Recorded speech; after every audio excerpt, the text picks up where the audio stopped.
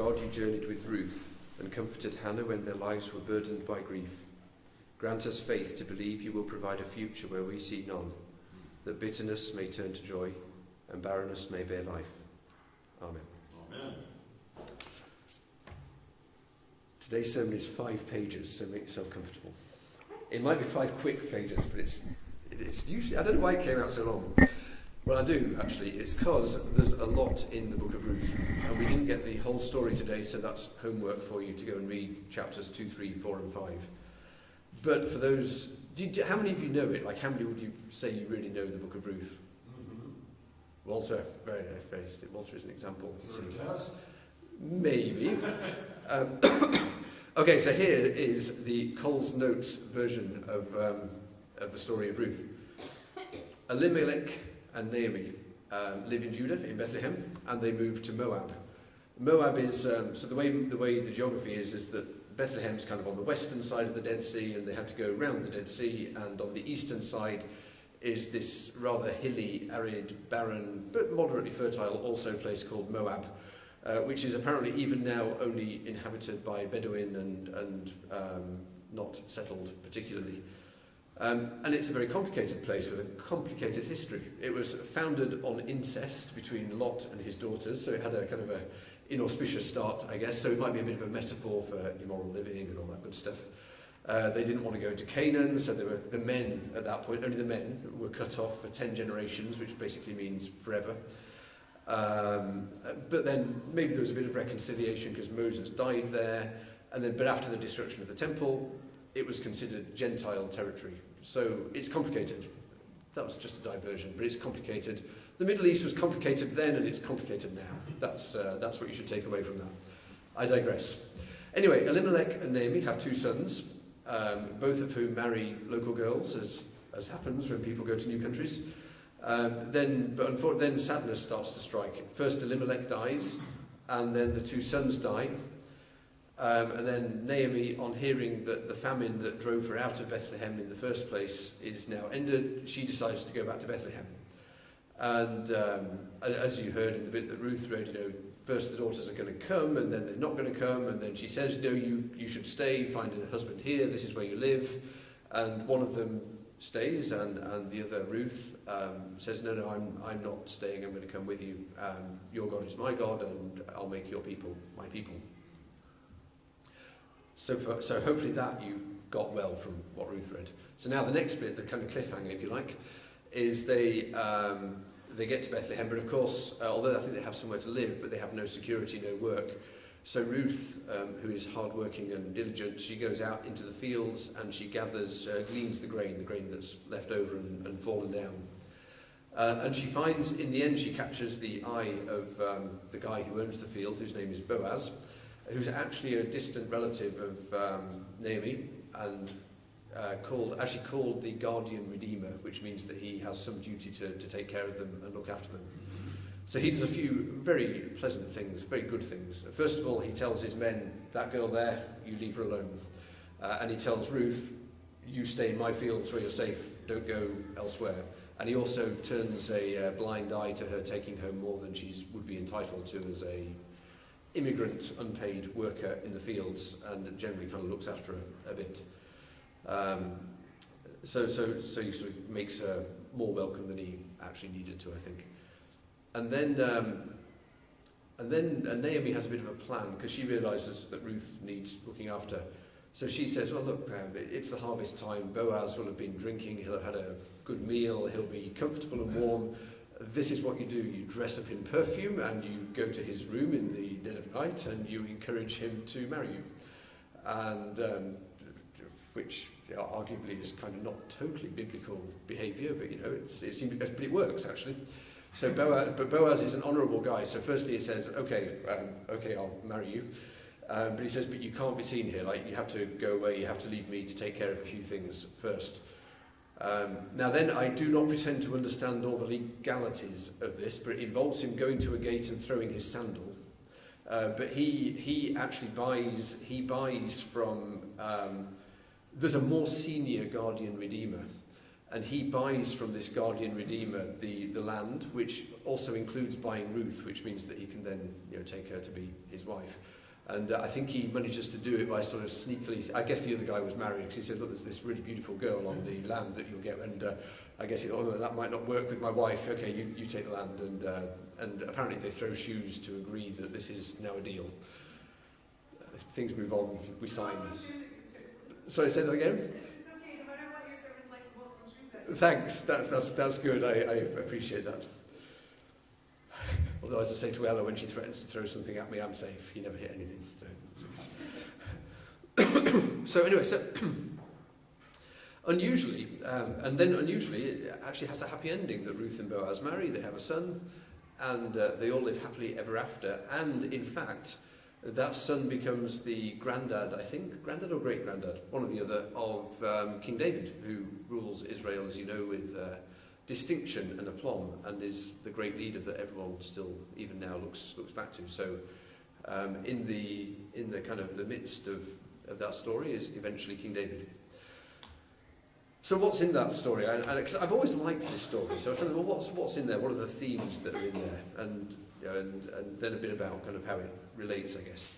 So, well, it's a story of journeys, first of all, like a story of leaving and returning, and why did they leave? So there was a famine, and then opinion is divided as to whether it was, well, no, we're just hungry, we need to go find somewhere else to live, or whether it's also a bit of a metaphor that they felt a spiritual famine, or they wanted to go and live life away from God, and Moab is the place where you go do that. So they left and they went on a journey. And then they returned, of course, and one of the bits actually that Naomi said that's in the later bit is she actually asks them to change her name when she comes back to Mara, I think, which means bitter.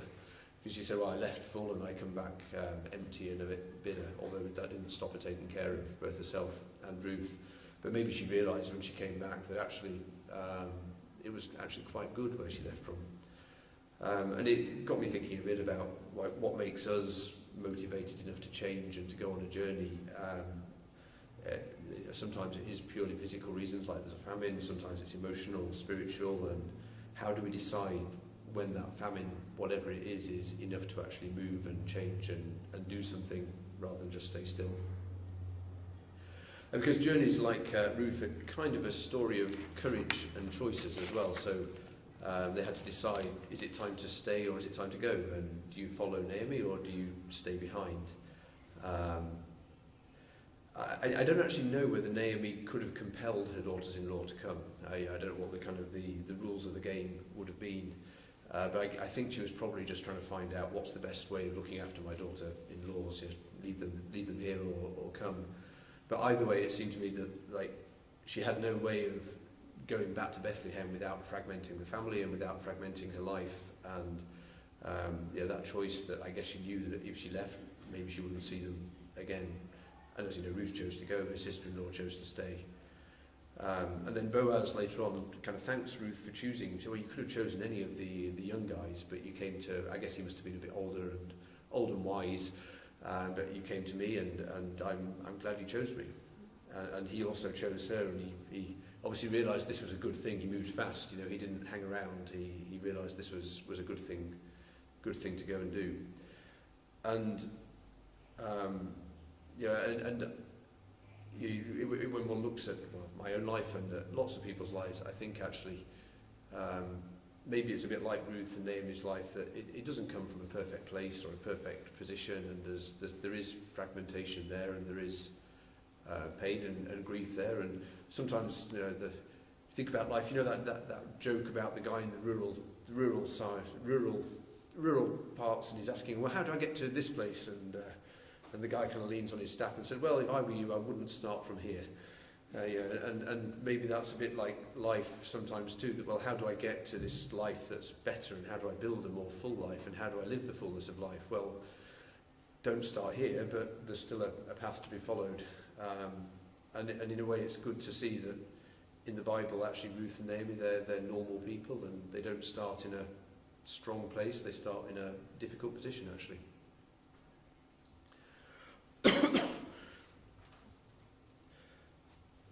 And then there's a lot of kindness and compassion in there as well. You know, Ruth actually is very compassionate to Naomi and doesn't want her to go alone, and Boaz is compassionate to these strangers who arrive, although he knows Naomi a bit and he has some obligation to go and do it. I'm sure in the end he could have got round his obligation if he wanted to. The other guy hadn't apparently done very much. So there is kind of a lot of kind of warmth in there as well. And finally, of course, it really is a story of inclusion. Who do you include? Who do you invite to come and share? Who do you look after? And you know, in the end, it's not just about the law of, well, I have to take care of you. It's much more about the compassion and the understanding and the welcoming people in. And when I read all that and read the whole thing, like, it's just the same as today. You know, it's still now my colleague, who I happen to know from the States, you know, he says one of the reasons he stayed in the States rather than going back to Germany is that his wife is coloured and he's not, and when they're in Germany they get fed up of all the people looking at them and staring at them, and it's much more accepting in the States. That's one of the reasons they stay. And the whole thing about can Jews marry non-Jews was a big deal, probably still is, but all the way through the Old Testament, that's a big theme that's definitely addressed here. And in the end, there were rules, but what really mattered, as I say, was the compassion. And finally, I'm probably not the best person to talk about this too much, but there aren't many stories in the Bible also where women are completely the key characters and the central role and the stars of the show. And there's a lot of themes in there as well of dealing with grief, of caring and kindness, of working out how you care for elderly relatives, how you care for your children, of having to be protected, in this case, from sexual assault, or protecting yourself from that, of making choices, and essentially strong, independent people, albeit governed by a patriarchal society that they had no chance to change really at that point. But most of all, it seems to me that it's the story of real people, that these are not saints or superheroes. It could be us, or people we know, or people like us. There's just lots there that you could recognise from daily life. And then I was in England this week, so you get time on planes to figure out what's going on, and it really did resonate a bit that where I was in Bristol, there were lots of foreign folks, non-English folks, which is fine, of course. But it made me just think about how many people have moved to different countries and have changed location and have moved around a bit. And in the end, a lot of this story is about how do you value people for who they are rather than for the label or the badge that you would put on. And it seems at this time when it seems okay to speak knowing it's not the truth, and to deliberately sow division and to put vitriolic, nasty stuff on websites, and not to care about how the recipient might feel about this. And when some of our politicians and leaders actually set the tone for that, and then act surprised when people then don't value people, it feels more than ever it's more important for us to try and really value individuals and figure that out. And stand up for people, I guess. And just as a quick test, if you picture a terrorist in your mind, you don't need to say this out loud, but what do you picture? If you've read the news this week, you might know the answer already, but just hold it in your mind. Because actually, there was a study that somebody got into some hot water for really talking about this week. But actually, most terrorist acts on American soil are committed by white, middle-aged men, not by Muslims, not by Jews, not by foreigners, not by immigrants, but by people who grew up in the States and are either on the left or mostly on the far right. And to try and talk about that on a talk show got whoever it was into some hot water this week. Here are the facts. This is what it is, and it just shows how easy it is to have stereotypical thoughts in the mind. And it was the other thing that was kind of hard in Bristol is that from where the hotel was to walk downtown, you had to walk through this place called the Bear Pit, which had tunnels, and it was in theory, I think it was a place where street musicians and all sorts of folks could go and have a kind of community time. In practice, it was mostly filled with homeless people and people who were drinking, and it was pretty uncomfortable actually. And I realised that I don't feel the body language of the UK like I used to, and it's a bit harder to tell whether you're kind of really under threat or whether it's just okay and it's not bad. But I think, well, how's my reaction? It's fear, actually, even in those situations. And then you think back to what George is doing with St Michael's Mission, and how does it react? How do I react to this when I'm in the moment and there's people in tunnels looking at me, and it can be uncomfortable. So that's the second thing I thought is, well, how do you deal with that and include people, and what's a good response to that? It's quite hard.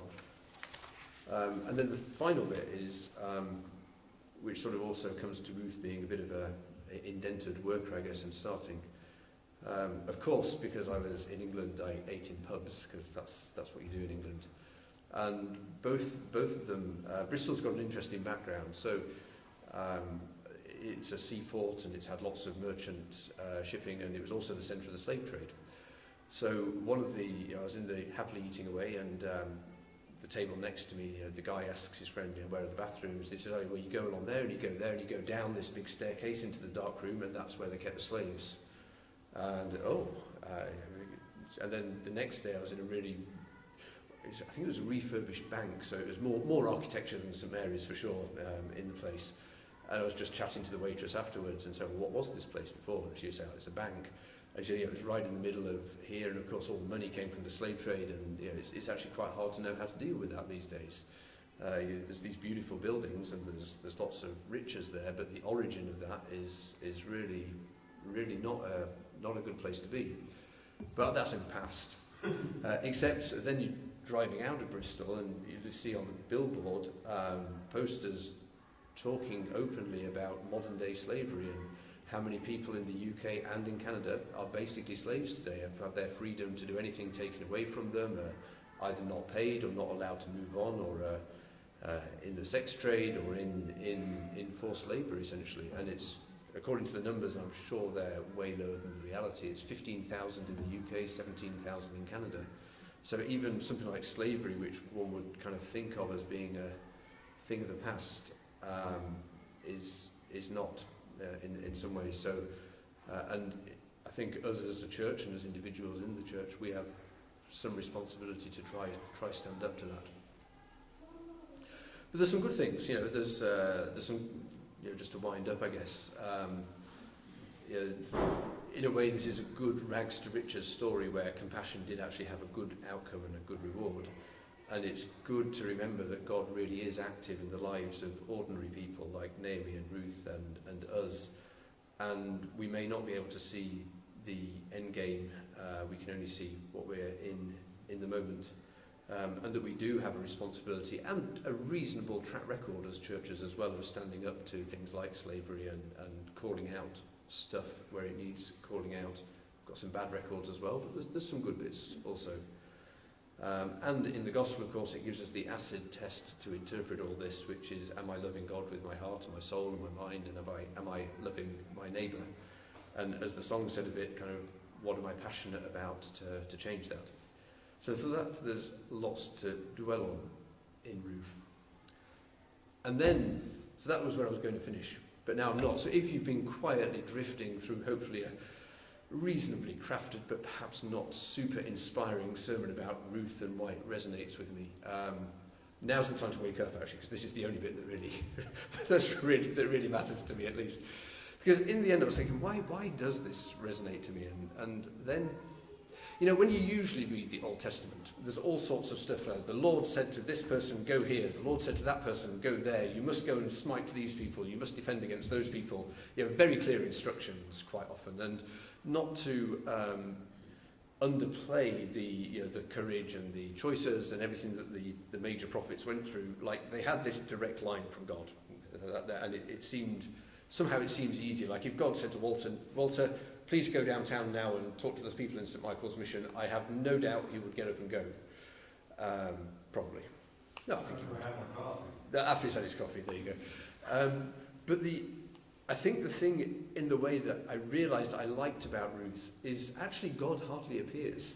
Like there's nothing where God says to Ruth, actually Ruth, you should go with your mother-in-law. Or to Naomi, you know, release those folks from serving you. They'd be better off to stay here. There's nothing that says God said to Boaz, you should really be caring for these immigrants who've arrived back with no food and, you know, only that house that they had 50 years ago and it's all broken down. There's no direct line in this. They were just folks like us muddling through, probably going to pray or whatever and talking to each other and trying to figure out what the best way forward is. And who knows why Naomi went back? Was the food? Was she just missing home? Was she fed up of living in Moab? I don't know. It was kind of emotionally driven perhaps rather than driven by God saying go back to Bethlehem. And it feels to me that in many ways feels much more resonant with my experience of being a Christian. That I don't think I very often remember God saying to me, Richard, go do this or whatever, but it always feels a lot more muddled. And I wondered in the end whether we're called to be a messy church, not necessarily in the sense of paint being slopped everywhere, but messy because life and choices and love and compassion and trying to be transformed and trying to search for God are messy. And this is more like a spiritual home where we can come and both be messy and meet with God. So that was what really resonated with me, I realised this morning. And that really is the end. Amen. Amen. Let's pray.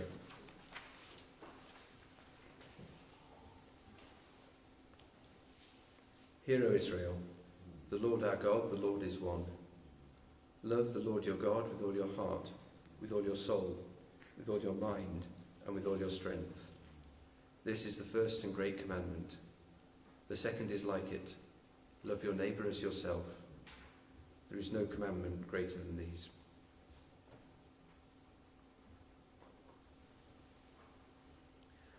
So we ask first for forgiveness for those times where we have not followed those commandments.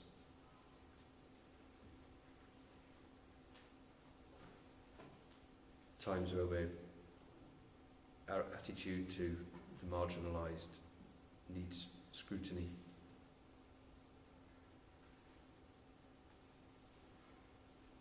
Where we've been prejudiced.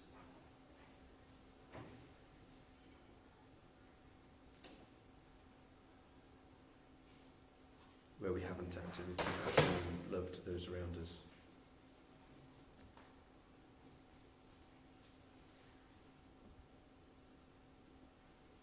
We give thanks that for all our failings and lettings down, that God is with us on that journey.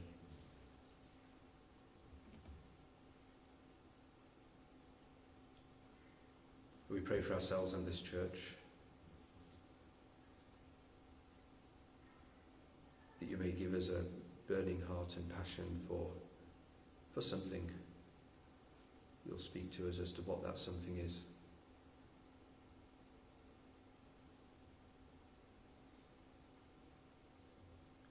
That although we can't see the overall divine plan, we pray that we may trust you and listen to you with all our being, and that you will guide our path.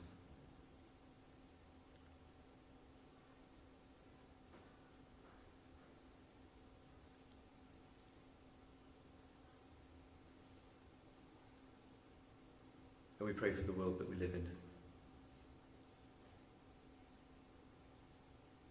for the refugees and those who are displaced, for those who've had to leave friends and family and home.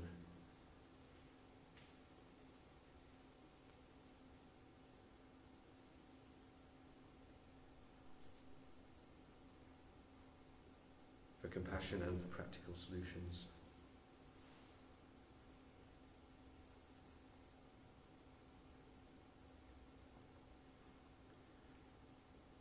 And for those who care enough to give up so much to serve others. Suitcases for Africa, for St Michael's Mission, for those who work with homeless folks in Montreal and elsewhere.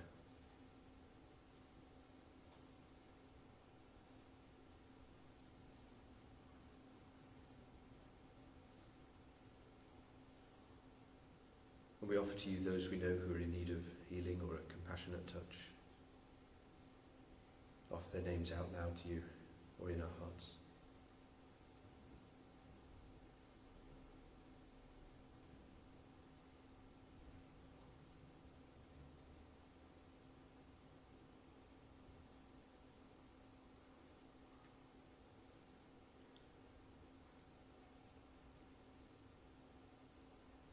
Beloved companion, you deal with us kindly with steadfast love, lifting up those bent low with care and sustaining the weak and depressed. Release us from our anxious fears, that we, holding fast to your commandments, may honour you with all that we are and all that we have.